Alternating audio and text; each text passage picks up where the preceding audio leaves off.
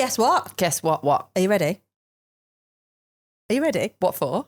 Woohoo. I do not sound like that. You do, Mrs. Brummy. I do not Mrs. sound Brummy. like that. No. Once I've had my speaker training, I won't sound like that anyway. We will see. Every time we go anywhere, someone always says, like, oh, you're from the Midlands. Well, obviously, wonder because why. we sound like I sound like I'm from the Midlands. From your Brumminess.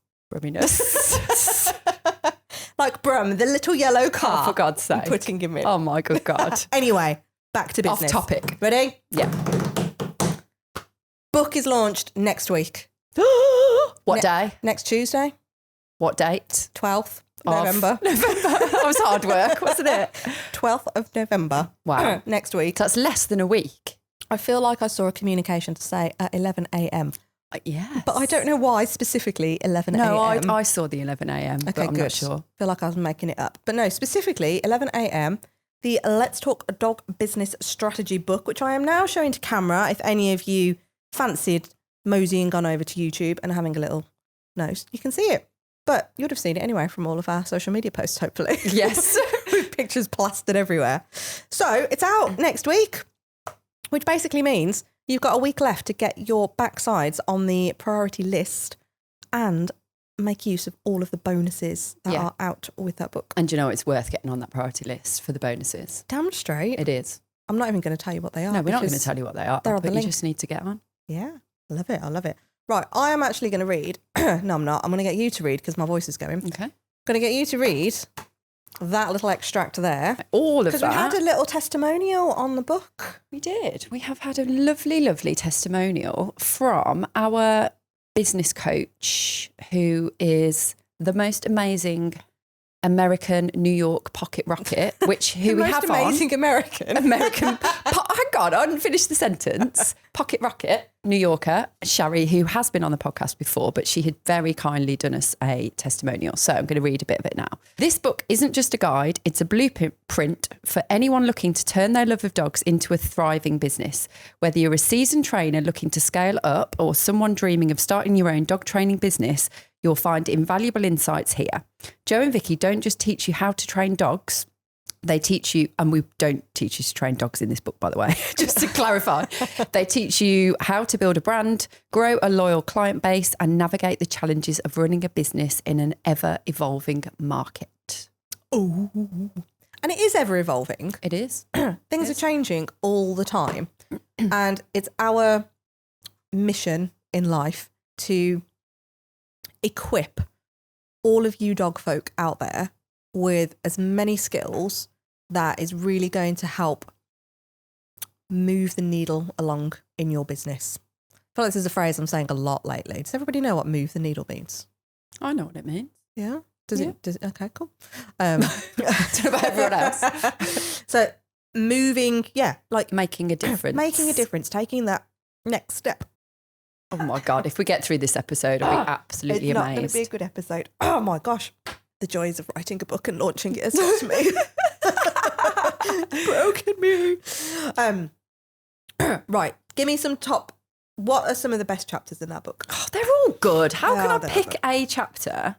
I mean, I'm going to pick one that's a hot topic at the moment, if I can find A it. hot topic. It's always a hot topic, but I feel like it's one that comes up so often and one that everyone should be able to relate to straight away.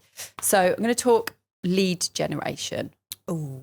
I think it's one of my favourite things we cover, actually. So when I say lead generation, again, don't know if everyone knows what that means, but it means getting people into your world. Like, how do people hear about you? How do they become part of your world? How do they start to feel like they might buy something from you?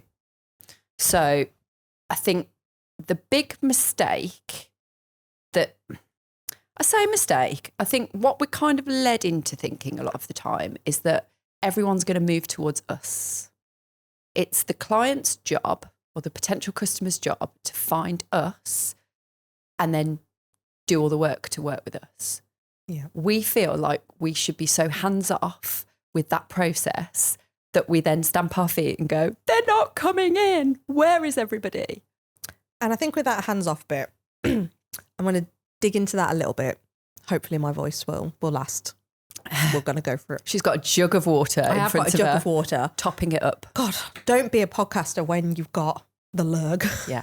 Just don't do it. Anyway, I want to dig into that a little bit more because with that expectation, I suppose, I think we see it as an expectation because that's exactly what is happening. However, I think from the business owner's mindset, they genuinely believe I'm putting content out. And by content, I mean, I'm asking people to book a call with me and they're not doing it. What's wrong with them? Yeah, I'm in the local Facebook groups and I'm plugging my business and nobody's coming through the doors. I'm seeing people for one-off consultations. They're saying they're going to buy and then I never hear from them again. What is wrong with them? Why are clients so fucking annoying? Yeah. I hear that all the time. But I've been that dog trainer who thought that. Yeah, I've been there as well. Always thought that. Like, it's there. Do they realise what they're missing out on? If they don't do this thing, their dog's going to become X, Y, Z. Always. It's the client's fault, always. And yet, what are we doing to help change their mind, to help bring them in and potentially want to buy that irresistible thing that you've got for sale? It's not going to be just by sticking a Facebook post out every now and then in one of the local community groups. Because what is that going to be? Let's face it, right? How many of those adverts do you see every day in those groups? You are literally lost amongst a sea of millions of other people doing exactly the same thing. So is that really going to work? Is that a tactic that is going to work? No, it's not. No. And especially if you're not even talking to the right people. No, exactly. So how do you know they are your target audience? How do they know they're going to be people that you want to work with? You know nothing about them. So they're a completely cold audience really as well. Okay, they're in the local area, but that's it. That's all you know. Yeah. Goes back to what we were saying last week, doesn't it? It's like, it's that scratting around. God, I love that word. I was going to add a ness on for you as well. No, you can't say scratting aroundness. No, scratting. You've already said scrattiness, I think, last week, but scrat. I just love it. So really like, I don't know, descriptive word, isn't it? Like scratting. I can see somebody scratting. I can see myself, how I used to scrat. You're just looking at me in a really weird way. This is why people need to watch, though. They don't see what I'm looking at right now. I really don't feel like it's that laugh worthy. It is. I would do it more justice if I wasn't semi-dying, but okay. But it is that scratting, isn't it? Yeah, hugely scratting around. Because when you don't know what you don't know, I think that's the thing, isn't it? Mm-hmm. And you're going out and you feel like you're doing everything that you're told to do. And again, I've been there. Oh God, this is really difficult for me. I've been there. I've invested in paid ads straight off the back. Like, to me, that was a really good lead generation tactic because, well, look, if I pay for people to come through the door, then all I've got to do is sell it. Mm-hmm. But because I didn't know what I was selling, apart from arguably a time exchange, it's like, just, I'll give you an hour of my time, you give me some money, and we're good. Mm-hmm. That's pretty much all I was selling. Because I didn't have, yes, dog trainer. Yes, I'm selling training. But do you know what I mean? It wasn't packaged very well. It wasn't thought out. It was literally I'll give you an hour, give me some cash. And off we go. Please stop talking now. How can you, well, I was going to anyway, but how can you formulate, how can you formulate a plan when you don't know if you're going to see the person again? Like, first of all, it doesn't work in that respect, does it? How can you start to build a relationship with someone if you never see them again? It's that unknown, isn't it? And the other thing that I was thinking of when you were talking there was, I feel like we're service-based businesses, right? In the most part, well, we pretty much all are. We sell our services like they're a product that anybody can buy whenever they want. Ooh. Don't you reckon? Yeah. We're selling our services like we're Amazon.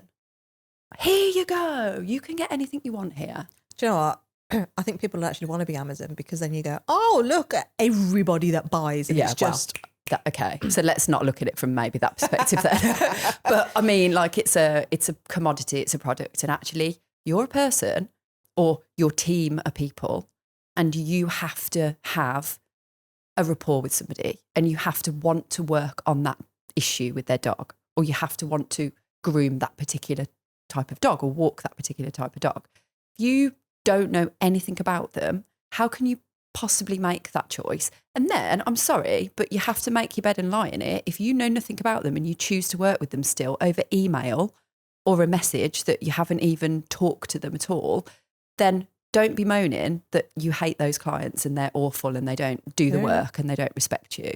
Because I'm sorry, but it's all on you if that's your process. Do you know what? Some of the most dodgiest times of my life have been when I've taken work on like that. Yeah, I have. I've turned up places and gone, what the hell? Like, what is this?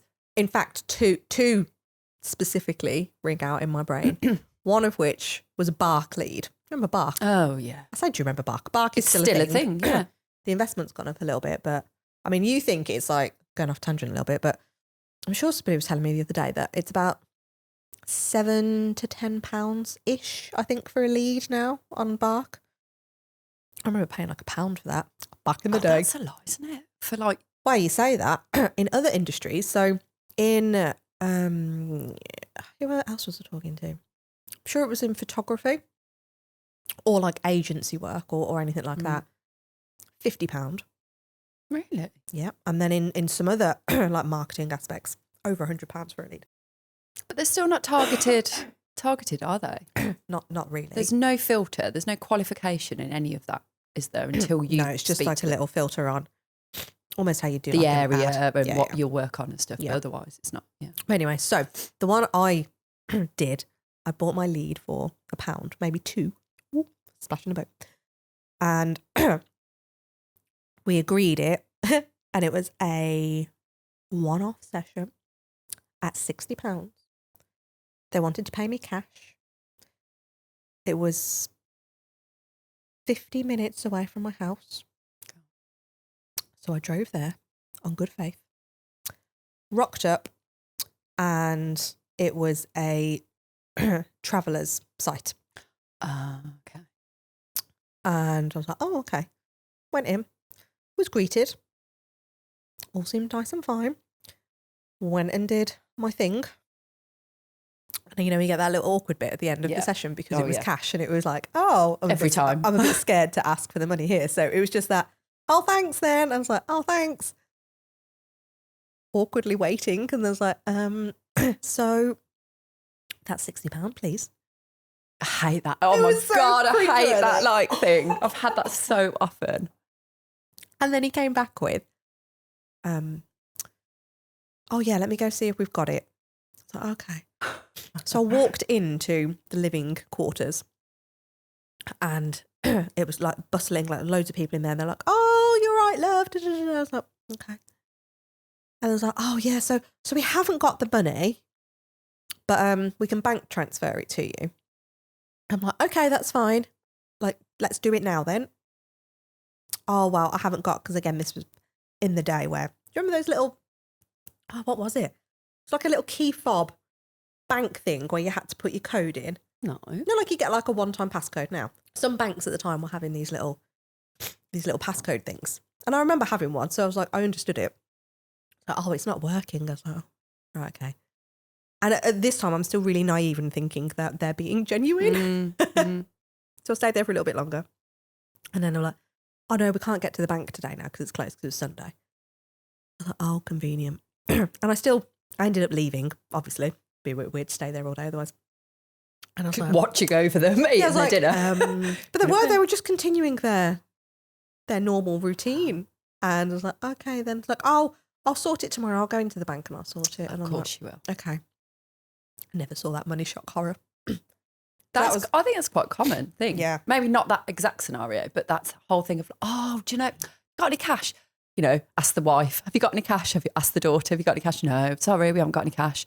Oh, any other means of payment like available? And of course, like you don't have any means of payment available and you don't ask for money up front because that's awkward. Hang on, what's more awkward? Not being paid for your services or... And like the shocking thing is that I could quite easily blame those people and go, oh, you bastards, like it's all your fault and rah, rah, rah. I was like, well, hold on. I've contacted a completely random person. I contacted them even because I bought that lead. And then I didn't have my processes. I feel like I'm going to go really off on a tangent here, but I feel like it's important. Do you know what really grinds me about this? What? How many times do people say, oh, well, if I had my terms and conditions document. Oh, my God. The worthless piece of paper that it is. Like, how do we feel like that's going to make a difference? I feel like I'm actually like fist clenching she's here very, very like... It infuriates me because, yes, I'm not disagreeing that terms and conditions are important and having these policy documents, etc. However, in the grand scheme of things, are you going to invest in taking somebody to small claims court to get your £60 back? No. And also... maybe even a couple of £100. But also, how has it got to the point where someone isn't paying you? You have to look at that and go, there's something wrong there in the process, so that needs changing. And if you change that, you probably won't even need your terms and conditions. So the way we like to look at terms and conditions is going like, you shouldn't really need them if everything's okay. And again, and I know you may not agree with this and that's fine, but I don't read terms and conditions. I just sign the bloody thing because they're like 50 pages long. So yeah, lead gen. You got to do better. Yeah, it has to be. It has to be. You can't be blaming outside sources for your like gaps in your processes.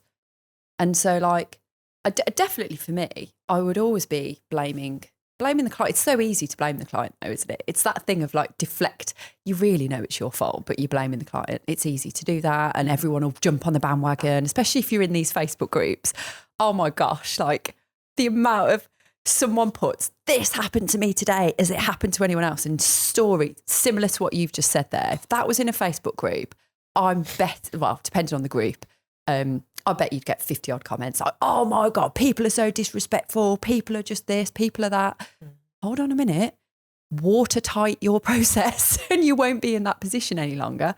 Okay, you might get the odd thing that happens. But I think if you're filtering out the shit and you're getting amazing clients 99% of the time, if it happens occasionally, you know, you kind of like more inclined to just put it down to like, oh, that's bad luck or whatever.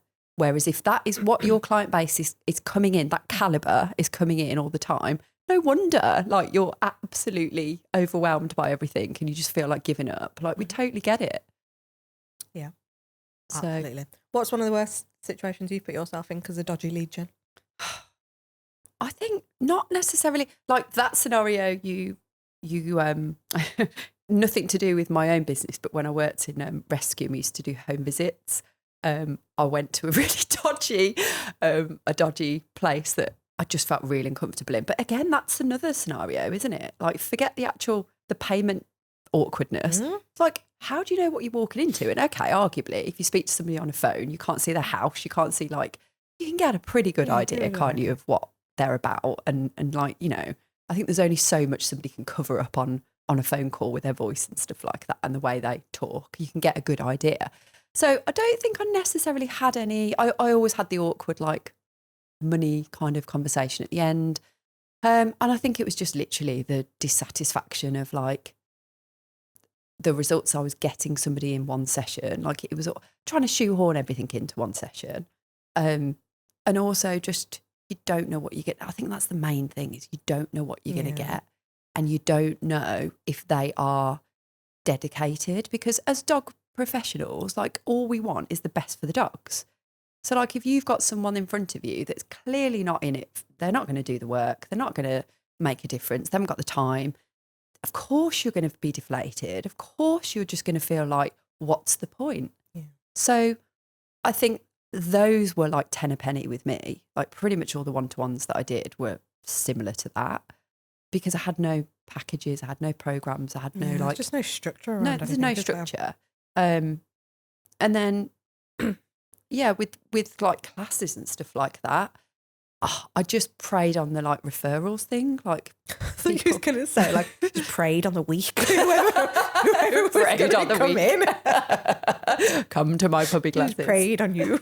But I just hoped that strategy worked, and it pretty much did. And I think, again, that is why I didn't really have to worry too much about lead gen, because I suppose because I've got such a strong following of people that would, recommend me, it kind of did. But then there's another thing, right? So if you rely solely on referrals, what happens when you don't get any? Like if you've got nothing else, because I rarely used social media that much. And back when I started, I wasn't even on Facebook for the first 4 years of my business anyway. Like it was out. I think Facebook started the year I started training. That's how old I am.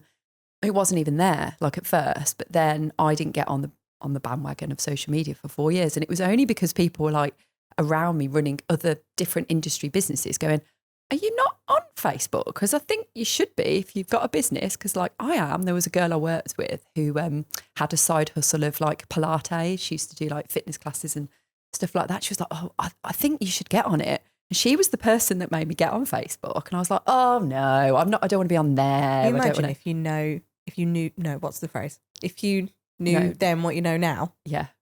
Yeah. Jeez. But I just didn't really rely on it. I think, again, because I got the referrals down pretty well. But then those periods of famine where there's nothing coming in, I had zero strategy else. Like I had no other way of getting people in. I was just like, they'll call me, they'll email me, they'll message me, just like eventually. Pray and hope. Yeah. And was I proactive? Did I try and get anybody in? Of course I didn't. Did you throw yourself a pity party? No, because actually I think I was just really lucky in that people eventually came along, and I pretty much filled most of my classes, to be honest. So it didn't really concern me. But I was getting not a great calibre of people through into those classes, but just put it with it for as long as I did, really. No, it's just coming to my head from reminiscing over that story. I think I actually sold, air quote, because I didn't get paid for it, but I think I actually sold a 5-session package with them. What the? Yeah. Yeah. It's like 350 quid. And the back and forth messages on email was, can we not like try you out first? Or can we not do that old chestnut? So actually, can we try you out first? I actually changed the way I delivered my service because I was chasing the money. I was like, okay, yeah, that's fine. Like it's 65 quid is better than nothing because I've just spent 2 quid getting you. Yeah. That makes sense. Yeah. So my whole headset was completely wrong. Hold on though. Let's just dig into something you've just said there as well. Can we try you out?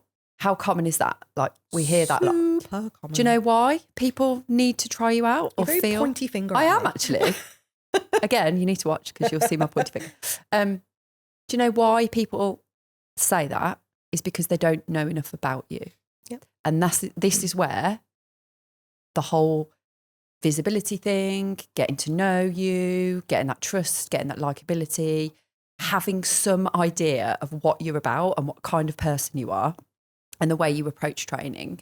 If they knew that first, they wouldn't be asking you, can we try you out? Can we just do 1 session first, see how it goes? They wouldn't need to know that because they'd know the answer. You are the right person for them. Yeah, so true. I was going to brush over the fact that I've now got getting to know you in my head. Literally can't do anything without it turning into a song. Nothing at all. Can't help it. Jukebox. And I think, like, to sort of summarise this, we talk about this in the book about there being different ways. We go through all the ways that you can generate leads. Well, the ways that we know worked for us and do work for a lot of people. I think the whole purpose of this book is that we have poured every ounce of knowledge into this book that worked for us to turn from an all right business to a business that collectively turned over, I think it was like 150k when we worked out the collective amount in the space of less than a year. Mm-hmm. So all of that is everything that we know. It's how we deliver our services now in that training business. It's exactly what we do. It's the model that we know works, and we built CBA off that model. We built CBA as well. And I do think we do ourselves a bit of a disservice actually, because we never wanted to come across as like this big ego type thing, and it's something that I've always struggled with kind of owning that space. But actually what we have created by applying all of the strategies and the tactics that are in that book, CBA is, I mean, it's got a podcast with nearly 37,000 downloads.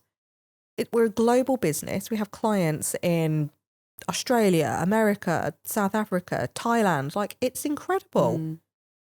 We're getting invited to speak in different areas now. The book is coming out next week. This business is going VAT registered in the space of, I reckon, 6 to 8 weeks. We're just figuring out the dates with our accountant. So we're pretty much a 6-figure business now.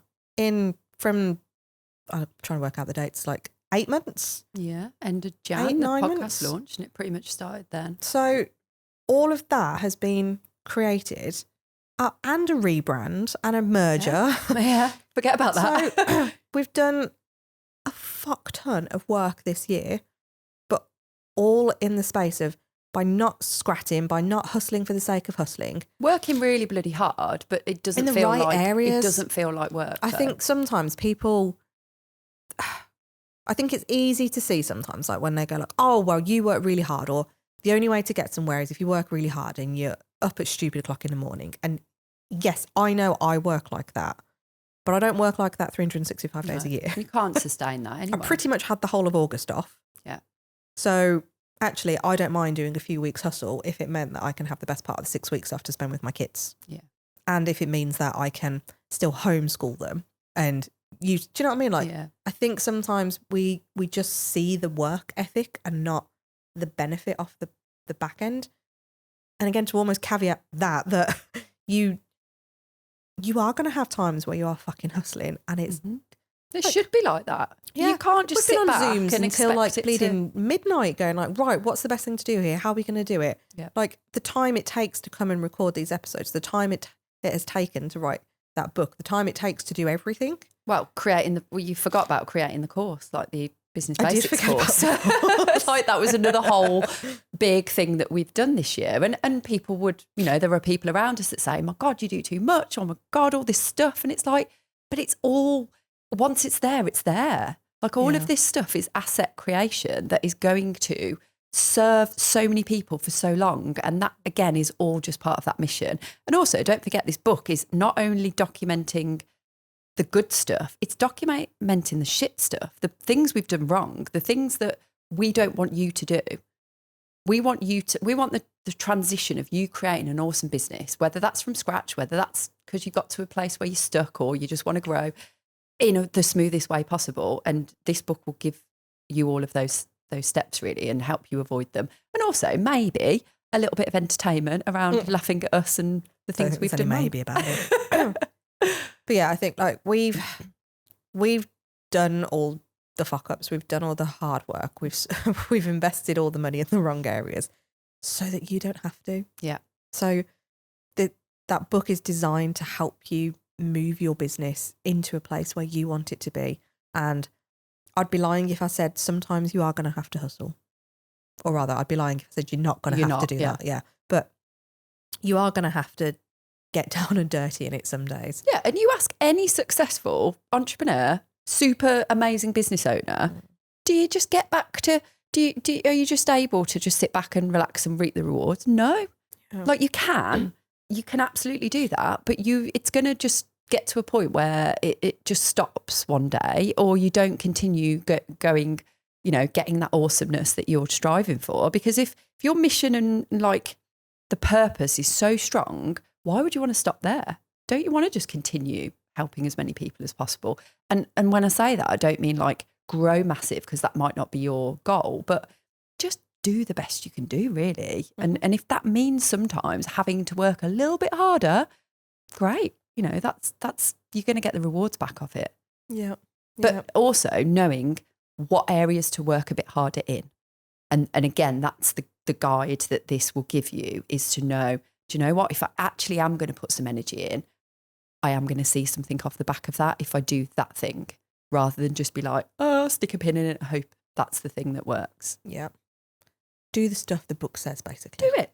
Just do it. Love it. Yeah. So, you've got 1 week left. Get your name on that priority list. And then you get to buy it in a week. Well, less than a week. It's pretty Next Tuesday. pretty epic that it's pretty happening, epic. isn't it? Cool.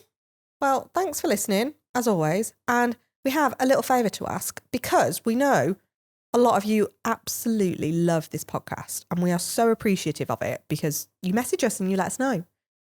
So what we need from you is a bloody awesome review, please, on any of the sites that you listen to it on. But that will help us spread that word even further. And we love hearing your feedback. We love hearing your positive comms on it. We love hearing if there's anything missing, because this is for you. So leave us a review and we would be very, very grateful for it. See you next week. Bye.